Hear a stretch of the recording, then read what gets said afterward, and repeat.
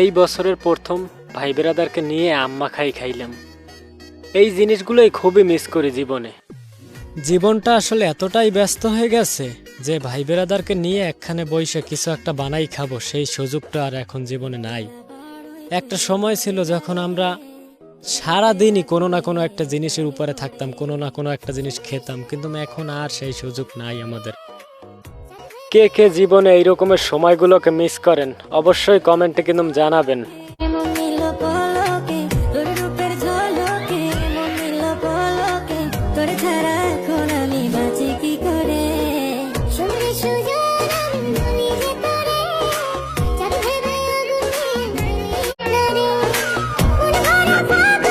হয়েছে লবণ হয়েছে, এই মজা হয়েছে।